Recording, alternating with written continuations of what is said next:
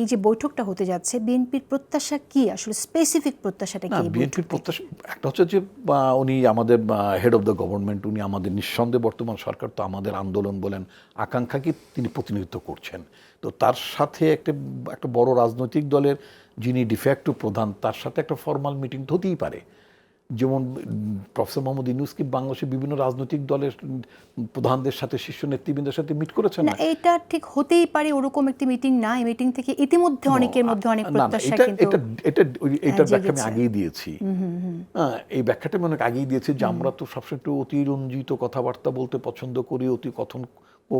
আপনি তেমন কিছু আশা করছেন না বলে মনে হচ্ছে। না, কেন আশা করব না? আমি মনে করি এটা হওয়া উচিত, এটা হওয়া উচিত। কারণ ইতিমধ্যে অন্যান্য সমস্ত রাজনৈতিক দলের নেতাদের সাথেই প্রফেসর মোহাম্মদ ইউনূস তিনি ভাব বিনিময় করেছেন, বোঝার চেষ্টা করেছেন। একইভাবে তারেক রহমান সাহেব তিনিও কথা বলছেন, দলের পক্ষ থেকে কথা বলছেন, তার পক্ষে আমরা বলছি।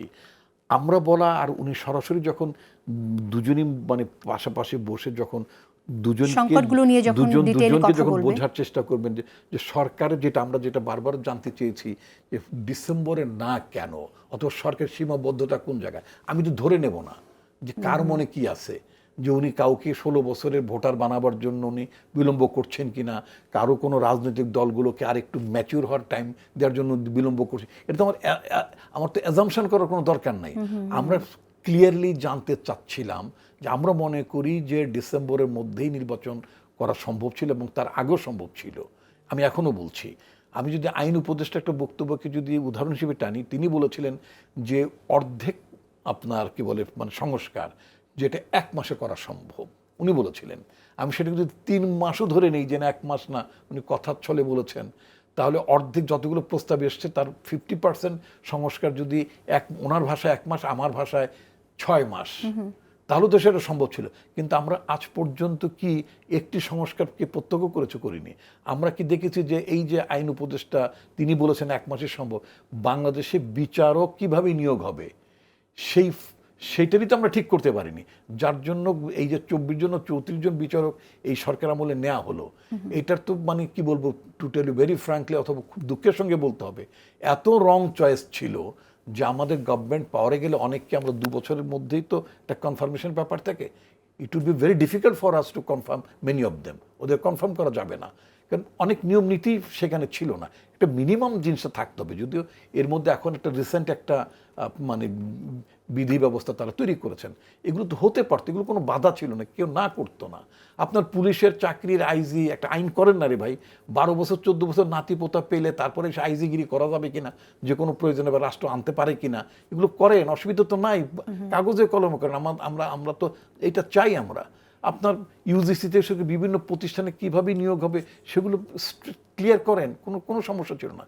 আমি যেটা বলতে চাই সেটা হচ্ছে যে আমাদের পার্টির অ্যাক্টিং চেয়ারম্যানের সাথে যে একটা মানে সম্ভাব্য একটা মিটিংয়ের ব্যাপারে নিউজ মিডিয়ায় ব্যাপক আলোচনা আছে, ইতিবাচক আলোচনা এই মাসে।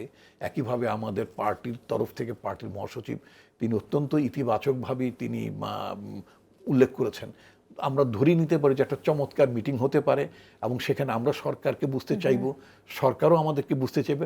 মেইনলি আমরা যেটা জানতে চাইতে পারি, যেটা তারেক রহমান সাহেব আমাদের দলীয় ফোরামের মিটিংগুলো বলেছেন, সরকারের কাছ থেকে আমরা এটা জানতে চাইতে পারি যে ডিসেম্বরে নির্বাচন করলে কী কী সমস্যা। বলতেই তো পারেন যে আমার প্রশাসন নট রেডি বা এটা রেডি না, বলতেই পারেন। সেগুলো তো উনি ট্রান্সপারেন্সি নিয়ে একটা কথা বলছেন, বললে তো কোনো দোষ ছিল না, মানুষ অ্যাকসেপ্ট করত। আচ্ছা, আমি একটু ফাহিম মাসুদের কাছে শুনতে চাই। বিচারের বিষয়টা যদি বলি, বিচার একটা লেন্দি প্রক্রিয়া। আপনার ওই যে জামাতের লোকদেরকেও যে বিচার করতে শেখ হাসিনা, সেটা কিন্তু 6 মাসে 9 মাসে বিচারকে ফাঁসিতে লটকে দিতে পারেনি। বিচার হতে হবে, দ্যাট ইজ এ কমিটমেন্ট। সেটা সমস্ত পলিটিক্যাল পার্টি আমরা কমিটমেন্টের মধ্যে আছি যে আমরা আওয়ামী লীগকে রিহ্যাবিলেট করা, ইনক্লুসিভিটির নামে তাদের রাজনৈতিক পুনর্বাসন চাই না, সেটা পশ্চিম হোক আর যেই দেশের লোকরে হোক না কেন। নজির আছে ইউরোপে যে আপনার ওই মানে হিটলারের দল জার্মানে রাজনীতি করতে পারে না, নামটা উচ্চারণ করলে শাস্তির মুখে পড়তে হয়, এবং এইটা নিয়ে মার্কিন যুক্তরাষ্ট্র থেকে শুরু করে কোনো সভ্য গণতান্ত্রিক রাষ্ট্র আজ পর্যন্ত প্রশ্ন তোলেনি। হিটলারের চেয়ে কোনো অংশেই শেখ হাসিনা এবং তার আওয়ামী লীগ কোনো অংশে খারাপ, মানে এমন কোনো নিকৃষ্ট কাজ ছিল না যেটা তারা করেনি।